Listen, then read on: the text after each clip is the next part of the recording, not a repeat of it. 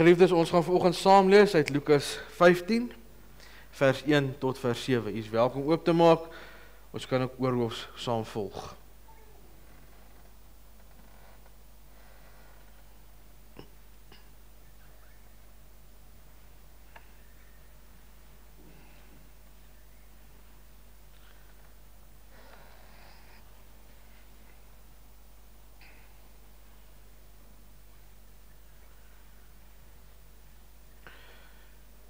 Wanneer ons oopmaak, sal ons sien dat die opskrif van die gedeelte is die gelykenis van die verlore skaap. En ons weet dat na hierdie gedeelte daar ook nog gelykenisse volg, die verlore muntstuk, die verlore seun. So ons kyk 'n bietjie vanoggend oor 'n verlorenheid, maar ons gaan 'n bietjie later terugkom daarna toe. Kom ons lees dit saam. Die tollenaars en sondaars het almal die gewoonte gehad om na Jesus te kom luister. Hierteen het die fariseërs en die skrifgeleerdes beswaar gemaak en gesê, hierdie man ontvang sondaars en eet selfs saam met hulle. Toe vertel Jesus vir hulle hierdie gelykenis. Sê nou een van julle het 100 skape en een van hulle raak weg. Wat doen hy dan? Hy laat die 99 in die veld staan en gaan agter die een aan wat weg is, totdat hy hom kry. En as hy hom kry, is hy bly en tel hom op sy skouers. As hy by die huis kom, roep hy sy vriende en bure bymekaar en sê vir hulle, wees saam met my bly, want ek het my skaap wat weg was weer gekry. Ek sê vir julle, net so sal daar ook in die hemel blydskap wees oor een sondaar wat hom bekeer, eerder as oor 99 mense wat reg doen en nie bekering nodig het nie. Ons lees tot sover.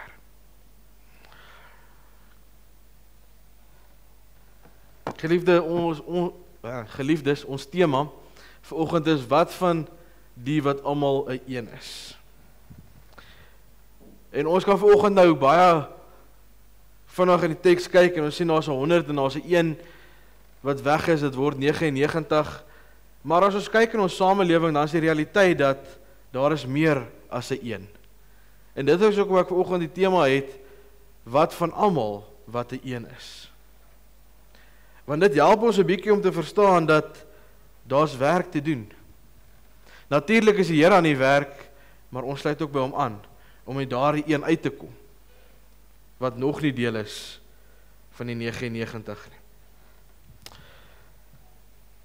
Die fariseërs en die skrifgeleerdes was ontsteld oor Jesus se reaksie en sy omgang met tollenaars en sondaars. Daar word gesê, hy eet saam met hulle. Iets wat hulle nie verwag het nie, iets wat hulle eintlik veroordeel het, om te sê, dit hoort nie so nie. Maar Jesus reageer en antwoord dan met hierdie gelykenis. Hy probeer dit vir hulle te verduidelik, en dit vir hulle laat sin maak, deur 'n storie wat hy vertel. Iets wat hulle sou verstaan het in daardie tyd. Hierdie gelykenis gaan oor die een wat verlore is. Maar het gaan ook oor die waarde van die geheel, die wat agterbly. Daar word nie vergeet van die 99 nie. Hulle behoefte is nie net nou om aandag te kry nie. Die een wat die aandag moet kry is nou die een wat verlore is. Daarom kom Jesus ook in hierdie gedeelte en vra vir ons om nie net te fokus op die wat reg is nie. Daai 99 wat by die kudde is, wat ingesluit is, wat deel vorm, ons nie net op hulle fokus nie, maar om ook die verlore een te soek en terug te bring. Geliefdes, en dit lê op verskillende vlakke. Die een wat nie hier is nie noodwendig ongelowige nie. Dit kan ook 'n gelowige wees, wat ons weer moet gaan haal en terugbring, om deel te word van die kudde. Daarom wil ek vanoggend by 'n paar punte stil staan uit ons teksgedeelte, om ons bietjie te help in die manier hoe ons hierdie gedeelte verstaan. Die eerste ene is die waarde van die een. Ons kan vandag die een kant toe skuif. Maar besef ons die waarde van die een. Die wêreld fokus dikwels op grootskaalse sukses. Hoeveel mense jy bereik, hoe groot 'n invloed jy het. En dis nie vir ons snaaksie, dis nie vir ons nuus nie, dis vir ons algemeen. Ons hou daarvan om ons sukses daaraan te meet. Maar God sien nie net die massas nie, Hy sien die een, elke individu is vir hom kosbaar. So dit nooi ons ook vanoggend uit om te sê, kom ons kyk anders. Kom ons kyk nie na die massas nie. Kom ons kyk na die individu. Die kleiner groep wat nie hier is nie. Die ene.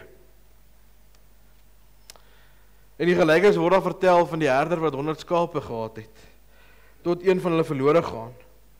En dan sien ons sy optrede, is dat hy die 99 los, hulle is veilig, hulle is oké, hulle is 'n groep, maar hy los hulle een kant en dan gaan hy en hy gaan soek die een wat verlore is. Want hy wil hom terug hê. Hy word nie afgeskryf of gesê, hy moet hom as hy gaan nie. Die herder gaan soek die een wat verlore is. En net hierdie aksie van 'n herder wat die een gaan soek, kom beklemtoon vanoggend vir ons hoe belangrik die een is. Ons kan nie een individu oorslaan of miskyk en sê, jy is nie vir ons belangrik nie. Ons moet by elkeen uitkom.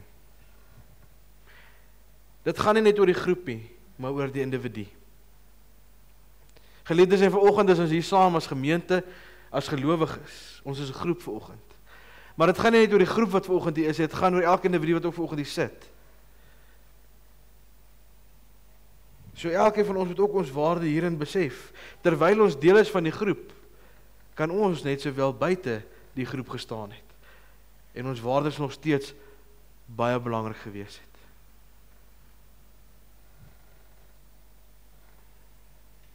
Die vraag wat ons mekaar moet vra is, wat beteken dit om die waarde van die een te verstaan in 'n konteks van ons geloofsgemeenskap? Jesus wys ons dat geen individu van minder waarde as die ander een is nie. Geliefdes, in ons loop, hoeveel mense raak elke dag? Het ons hierdie gesindheid om te gaan sê, is dit die een wie ek moet bedien, wat ek moet nader trek nie? Ons kan my vraag vir onsself antwoord. Die tweede punt gaan oor die gemeenskap van die verlore een soek. Net een uitgevul. Kom ons gaan net eers terug. Die gemeenskap wat die verlore een soek. En dit sluit so 'n bietjie aan by die eerste ene, dis dalk hoekom daar nie 'n slide is nie, ek het myself nou hier in die rede kom val.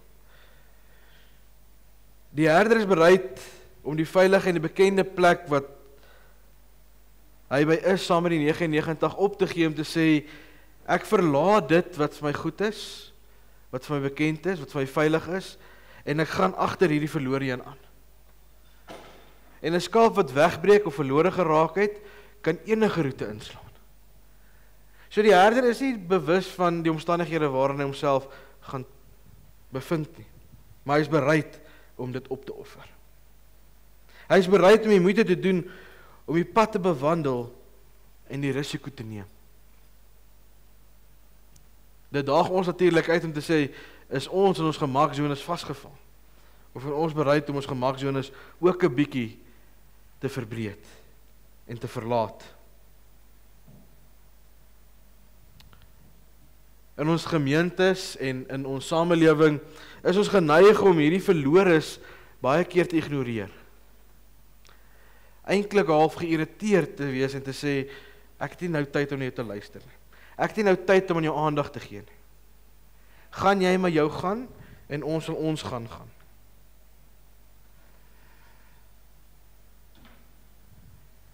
En ons sien dit in die samelewing dat daar so 'n bietjie van 'n afgunstigheid is. Dat ek half geïrriteerd is. Ons sien dit natuurlik ook in ons kerklike strukture. Dat daar party is wat een kant toe gestoot word. Ek het dit nie nou tyd vir jou nie, om daaraan aandag te gee. Maar Jesus kom en hy kom wys vir ons dat ons juis kan kom rus vind in die wete, ons mag aandag gee aan die een wat verlore is, die een wat nader geroep moet word. Ons mag maar vir 'n oomblik 'n tree in 'n ander rigting gee en hulle gaan haal en met hulle tyd spandeer. Want hulle waarde is vir ons belangrik. As ons as gemeenskap werk, wat beteken dit om 'n verlore een te gaan soek? Dit is nou alles goed en wel, vanoggend sit ons hier as 'n geloofsgemeenskap, maar wat kom sê die gedeelte vir ons as ons vanoggend by hierdie deure uitstap?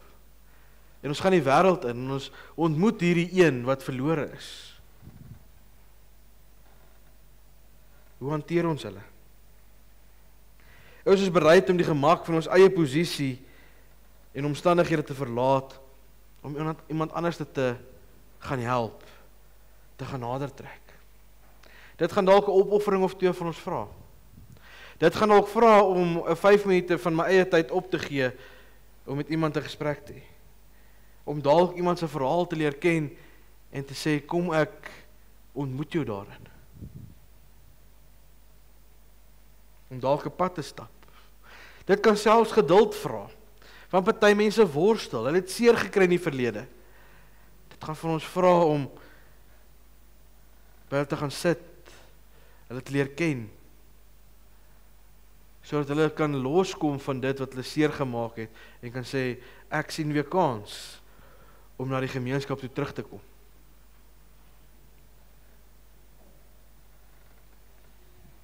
En as ons dan sukkel om by 'n motivering uit te kom om te doen en goeders, dan kom dit by die volgende punt uit, en dit is 'n feesvier in die hemel oor die een. Wanneer die herder die verlore skaap terugbring, sê die gelykenis, word daar met groot blydskap fees gevier. Ook wanneer 'n gelowige tot geloof kom, dan is dit die hemel wat oorgaan tot feesviering. Die hemel wat feesvier, want daar is nog een by die getal gelowiges bygevoeg. Dit is nie net hierdie voltooide taak van die een wat verlore is, wat gaan haal word, wat die herder kon vervul nie. Maar dit skep ook vreugde in die herstel. Hulle was 100, toe word hulle 99. Hulle is terug by die 100. Dit sluit aan. Die geheel is weer volledig. Daar het herstel plaasgevind in die eenheid. Wanneer ons die geleentheid het as gelowige om een wat verlore geraak het terug te bring na die gemeenskap van gelowiges, bring ons nie net die individu terug nie. En ons kan baie keer daarby vashak, want, en ek herinner julle wat ons net aan die begin gesê het oor sukses, want het voel asof ek iets bereik het. Ek het iemand wat verlore was teruggebring. En ek wil amper die roem en die eer vir myself toeëien. Maar dit is eintlik meer as dit. Die groter geheel word herstel, en dit bring 'n ewige vreugde. Ons kom leer hieruit dat die belangrikheid van die een persoon nie net geskat word op grond van hulle status nie, maar op die feit dat hulle een van ons is. Geliefdes, ek en jy was op 'n koel 'n verlore een gewees. Hoe is ons hanteer? Hoe het ons hier gekom waar ons vandag is? Ons was van onskatbare waarde nog voordat ons tot geloof gekom het. Net so die wat dalk nog nie daar gekom het nie. Ons is 'n deel van die groter liggaam van Christus. Daarom as een kort kom, moet ons hulle gaan haal. Moet ons hulle nader trek. Moet ons hulle innooi. Die laaste punt is die betekenis van gemeenskap. Ek het nie daai gelees nie. Die gelykenis eindig met blydskap, die verlore een is gevind. Jesus sê daar is blydskap in die hemel oor een sondaar wat hom bekeer. Dit wys ons iets belangrik. God se prioriteit is nie straf nie, maar redding.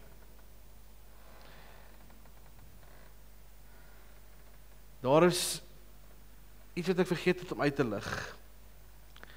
En dit is eintlik ook 'n vraag wat ons as geloofsgemeenskap vir mekaar moet vra, en dit is, terwyl die een wat terugkom vir ons groot vreugde gee, is die vraag dat voordat die een terugkom, wat is die emosie wat ons dan het? Want dit gaan ons eintlik motiveer en aanspoor om te sê, kom ons gaan haal die een. Is ons gemaklik met die een wat buite die geloofsgemeenskap staan? Ons stel dit ons, maak ons hartseer.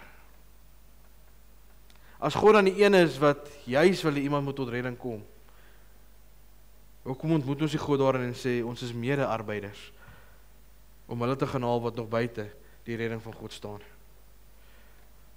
Die betekenis van gemeenskap, die herder bring die skaap terug na die kudde, dit wys die belangrikheid van gemeenskap. Ons geloof is nie net 'n individuele reis nie, maar 'n reis saam met mekaar. Daarom is dit belangrik om mekaar te ondersteun en nooit iemand af te skryf nie. Hierdie gedagtes is nie nuwe gedagtes nie. Party van hierdie gedagtes hoor ons, ek wil amper sê daagliks, as daar na mense verwys word en gepraat word. Die tema vir oggend is 'n vraag. Wat van almal wat 'n een is? Dis 'n stelling wat gemaak word nie, dis 'n vraag. Wat van die wat almal 'n een is? Hierdie vraag kan na 'n samehorigheid van gelowiges verwys. 'n Deel word van die groep. Daai tweede punt sê vir ons, dis 'n individuele reis, maar 'n reis saam met mekaar.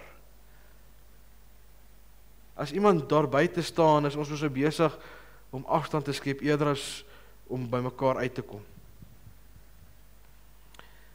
Ons is nie net 'n groep mense wat saam aanbid nie. Soos ons vanoggend saam is om in die Here se teenwoordigheid te aanbid nie. Ons is nie net dit nie. Maar 'n gemeenskap wat verbind is deur sy liefde, sy sorg en die soeke en die versorging na mekaar. Geliefdes, ons moet ook oorgaan tot dade. Ons moet optree. Wanneer ons 'n verlore een in ons midde sien, dalk saam met een leef, is dit ons taak om hulle in liefde te verwelkom, terug te nooi, saam met hulle pad te stap, sodat hulle ook by 'n pad van herstel kan kom. En daai herstel natuurlik kan ook redding wees. Herstel, partykeer is dit 'n gelowige wat 'n een geword het, wat buite die geloofsgemeenskap staan. Dan is daar herstel nodig in die verhouding tussen hom en die Here, tussen hom en die kerk, tussen hom en die geloofsgemeenskap. Herstel. Ongelowige redding. Om die Here te ontmoet en te leer ken as die verlosser. As die een wat ons uitnoem te sê, kom word deel van my kinders, my skape.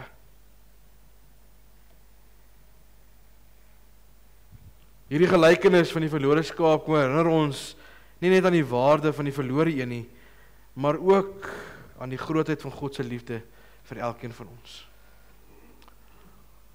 En ek het eendag gehoor, het iemand vir my gesê, en ek dink ook dit was 'n boer wat dit vir my gesê het, vroeër jare was die gebruik gewees, dat wanneer 'n lammetjie weggebreek het van die kudde af, en die herder het hom agterna gesit en hom gekry, klein lammetjie se beenstruktuur is nog nie so sterkie, dan het hulle 'n been gebreek, en hom dan gedra. En daar het so 'n sterk band tussen die herder en hierdie skaapie gevorm, dat hy nooit weer sou wegbreek van die kudde af nie. Hy het afhanklik geraak van die herder. Partykeer gebeur dit met ons ook as gelowiges.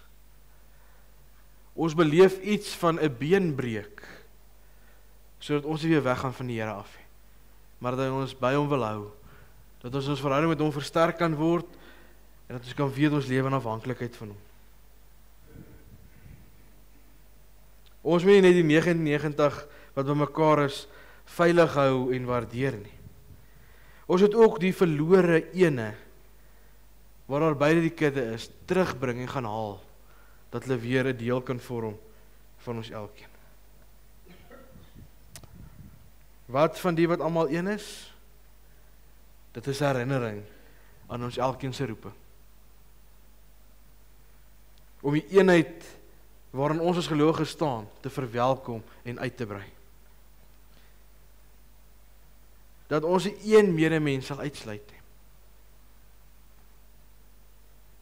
Geliefdes, en ek sê wie aan die begin het ons gesê, ons is baie keer frustreerd, geïrriteerd, ongeduldig, en ons wil die ene uitskuif en sê, dis nou maar so, ons kan aangaan sonder jou. Maar dit is nie waar nie. Elkeen van ons het die ander een nodig. het die gemeenskap nodig. Mag ons diegene wat verlore is gaan soek en hulle weer na die liefde van God toe terugbring. Baie keer, hulle wat buite staan en negatief is oor die kerk, oor gelowiges, selfs oor God self, is ons die wat daai rol vertolk het, omdat ons verkeerd opgetree het teenoor daardie persoon. Mag hulle die liefde van God in ons herontdek, en mag ons hulle nader nooi om deel te word. Dit is, as ons mooi daarna kyk, ook 'n ware roeping van die kerk, om mekaar te help en die wat verlore is te vind, sodat daar groot vreugde in die hemel mag wees. Hierdie feesviering waarvan hierdie gelykenis praat, dat dit elke dag 'n konstante feesviering kan wees. Omdat ons besig is om die koninkryk van die Here uit te brei. Omdat ons hulle wat nog nie gered is nie, gaan haal om gered te word, om aan te sluit by die kudde van die Here, sodat hy daardeur verheerlik mag word. Amen. Kom ons bid saam. Here, dankie vir die wonderlike gelykenis wat ons vanoggend kon saam lees. Dankie dat ons 'n klomp dinge daarin kan ontdek, Here. Here, en ons weet dat wanneer ons na hierdie gelykenis kyk, is U die groot herder, en ons, U kinders, ons as gelowiges, is die skape. Here, en partykeer is ons so gemaklik om deel te wees van die 99, dat ons nie eers die een wat buite die kudde staan raak sien nie. Dit gaan ons verby. Maar Here, ons weet U hart breek vir daardie ene. Help ons om hulle raak te sien, om hulle te ontmoet en 'n pad saam met hulle te stap, sodat hulle ook teruggebring kan word na die gemeenskap die Here, na die kudde wat U kudde is. Here, mag ons U liefde, U genade, U omgee gaan uitleef na mekaar toe, sodat die wat buite staan, binne toe kan kom. Here, help ons om die liefde wat U vir ons het, te gaan uitleef na ander toe, sodat hulle welkom voel om nader te tree, en nie voel, ek is nie goed genoeg nie, ek word veroordeel, daar is nie geduld met my nie. Here, help ons om geleenthede raak te sien, om te praat, om op te tree, maar ook om in te nooi. Dankie dat ons kan weet, soos wat U nooit klaar is met ons nie, Here, gaan U ook vir ons die geduld gee om te sê, ons is nooit klaar met iemand anders nie. Here, mag ons volhardend in mense se lewe gaan inbou, sodat hulle die redding, die verlossing waaraan U is, kan herontdek. Mag uitsien na die redding wat U gee, Here, en kom aansluit by die groter gemeenskap waaraan U is. Here, vanoggend kom bid ons vir hulle wat nie vanoggend hier kan wees nie.